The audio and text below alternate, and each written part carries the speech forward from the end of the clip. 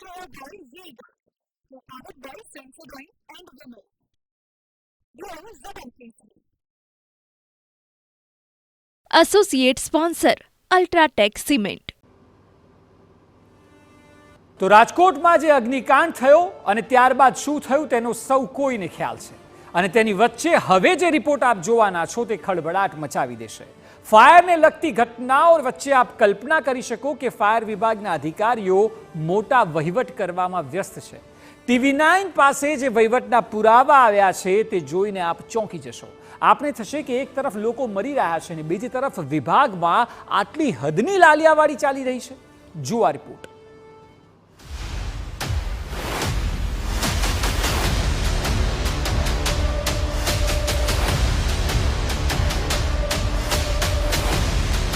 Fire વિભાગનો સૌથી ચોંકાવનારો report.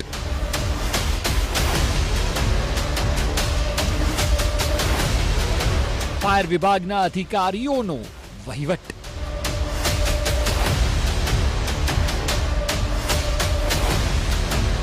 અધિકારીઓની કરતૂતના પુરાવા.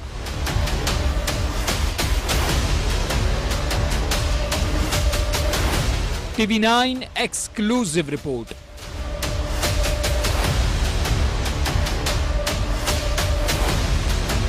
રાજકોટ અગ્નિકાંડ સર્જાયો ત્યારબાદ સરકાર દ્વારા અલગ અલગ જગ્યાઓ પર ફાયર NOC થી લઈને સેફટીના પ્રમાણને ચેક કરવામાં આવી રહ્યા છે. પરંતુ એવું લાગી રહ્યું છે કે જાણે દીવા તળે જ અંધારું છે. આવું એટલા માટે કારણ કે આ રિપોર્ટ આપ જેમ જેમ જોશો તેમ તેમ ખ્યાલ આવશે કે કેટલી હદની ઘનઘોર લાપરવાહી ચાલી રહી છે. પર્દાફાશ નંબર 1, અધિકારીઓ અને એજન્ટોની મિલીભગત. ફાયર વિભાગના આ અધિકારીને જુઓ. નામ છે VR સોલંકી. તેઓ ફાયર ઓફિસર તરીકે ફરજ બજાવે છે. અમે આપને આ મહાશયની એક એજન્ટ સાથેની ટેલિફોનિક વાતચીતને સંભળાવીશું, જેમાં તેઓ પરમિશન આપવાનું સેટિંગ કરી રહ્યા છે. આ માટે જેણે રૂપિયા આપ્યા તેના રૂપિયા લેપ્સ થયા અને પછી સાહેબ શું સમજાવી રહ્યા છે જરા એ સાંભળો.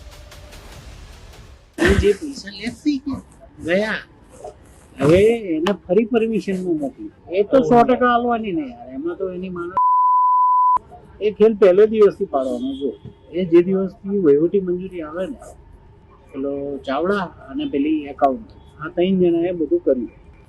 છેલ્લે સમજણ ના પડી. છેલ્લા 15 દાડામાં મેં 6 દરખાસ્ત તૈયાર કરી નથી. બીજું આજે હમણાં જ એક તૈયાર કરી છે એ આવી જાય જો કદાચ ડિસેમ્બરમાં તો એ મોટું કામ થઈ. સાંભળ્યું ને? ગમે તેમ કરીને પરમિશન તો આપવાની જ.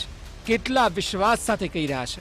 આપને આ ક્લિપ સામાન્ય લાગી હોય તો હવે સૌથી ચોંકાવનારી વાત તેઓ કરી રહ્યા છે, જેમાં તેઓ એક વર્ષમાં 150 થી 200 કરોડ કમાવાની વાત કરે છે અને એ પણ આખો વહીવટ છે.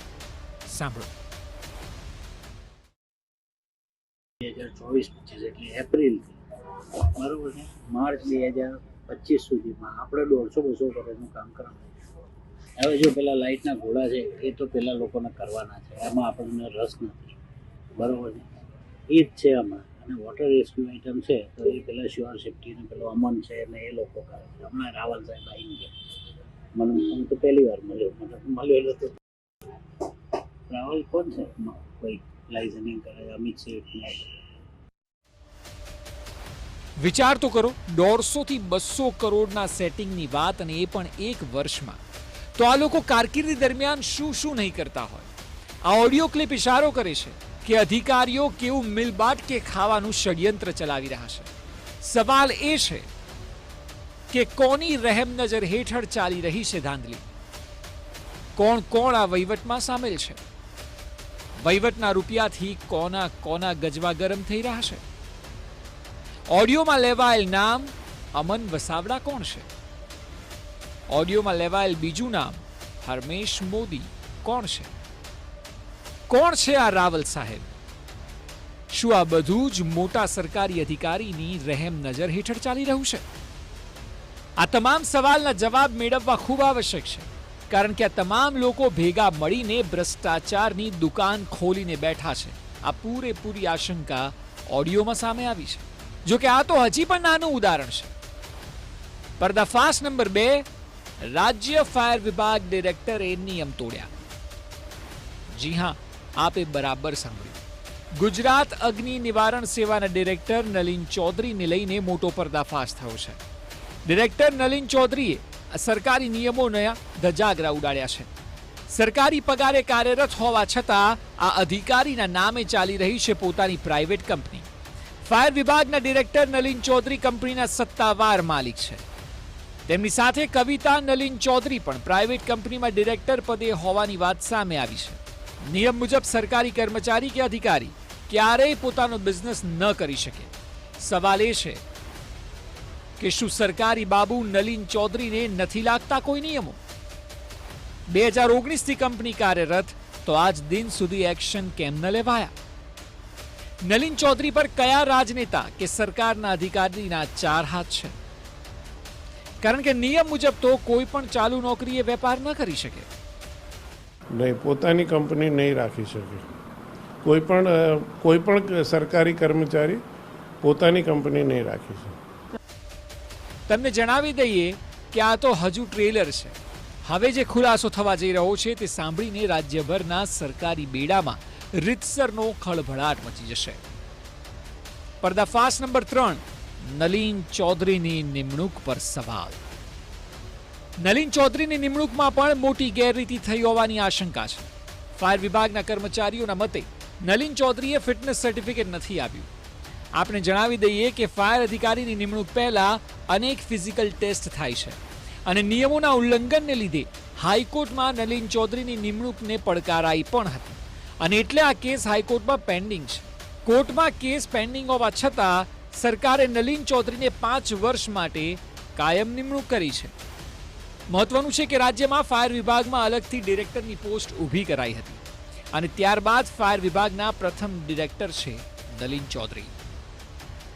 આ મોટા ખેલનો પર્દાફાશ ન માત્ર અમે પરંતુ અરજદારના વકીલે પણ કર્યો છે. તેમણે પણ આ જ દાવો કર્યો. અમારા સંવાદદાતાએ અરજદારના વકીલ સાથે વાત કરી તો તેણે નલિન ચૌધરીને લઈને કોર્ટમાં ચાલતી મેટર અંગે જે ખુલાસો કર્યો તે સમગ્ર પંચાયતથી લઈને પાર્લામેન્ટ સુધી તમામને હચમચાવી નાખશે. આરોપ મુજબ નલિન ચૌધરીએ ડિરેક્ટર બન્યા પછી તરત જ કર્યા ફાયર સેફટીના નિયમોમાં ફેરફાર અને આ એક મોટો ખેલ માનવામાં આવે છે. નાગરિકોને સીધા જ સ્પર્શે તેવા નિયમોમાં તેમના દ્વારા ફેરફાર કરવામાં આવ્યા. તેઓ દ્વારા ફાયર એનઓસી રિન્યૂ કરાવવાની સત્તાનું પ્રાઇવેટાઇઝેશન કર્યું હોવાનો દાવો પણ કરાઈ રહ્યો છે અને અનુભવ વગરના લોકો ફાયર સેફટી ઇસ્યુ કર્યાની પણ અનેક ફરિયાદો મળેલ છે. પહેલા ફાયર એનઓસી રિન્યૂ અથવા તો નવા બાંધકામની એનઓસી આપવાની સત્તા આરએફઓ પાસે હતી. અત્યારના જે આરએફઓ છે બધા સ્ટેટ ગવર્મેન્ટની અંડરમાં છે. અચ્છા, ફાયર સેફટી ઓફિસર જે છે, એફએસઓ જેને કહીએ છીએ, એ આખી જુદી જ રીતની પ્રથા દાખલ થઈ છે કે જે એન્જિનિયરિંગ બેકગ્રાઉન્ડવાળા હોય છે એ આ બિલ્ડિંગને, કોઈ બી બિલ્ડિંગને જેને એક વખત આરએફઓ દ્વારા અથવા ચીફ ફાયર ઓફિસર દ્વારા સર્ટિફાઈ થઈ ગયું છે, એના 3 વર્ષ પછી જો રિન્યુઅલ કરવાની આવે એનઓસી, તો એ કામ એફએસઓ કરે છે અને એ 2 વર્ષ માટે રિન્યૂ કરે છે. એટલે એમને જે બિલ્ડિંગ સોંપા ગયું હોય એટલે એમનો પ્રાઇવેટ બિઝનેસ જ થઈ શકે અને એમની ફરજ છે કે હર 6 મહિને એ બિલ્ડિંગમાં એક ટ્રેનિંગ પણ કરાવે. ત્યારે સવાલ ઉઠે છે કે આટલા વિવાદ બાદ પણ તેઓ કેમ હજી સુધી પદ પર છે? સરકાર કેમ ડિરેક્ટર પદ લઈને નથી કરતી ચોખવટ? આટલા વિવાદ હોવા છતાં કેમ હજી સુધી નલિન ચૌધરીને હટાવાયા નથી? સ્ટેટ ફાયર વિભાગના ડિરેક્ટર નલિન ચૌધરી પર કોણ મહેરબાન છે? શું નલિન ચૌધરીના કોઈ મોટા રાજનેતા સાથે છે ગાઢ સંબંધ? શું નલિન ચૌધરી કોઈ મોટા સરકારી અધિકારીનું ગજવું ગરમ કરે છે?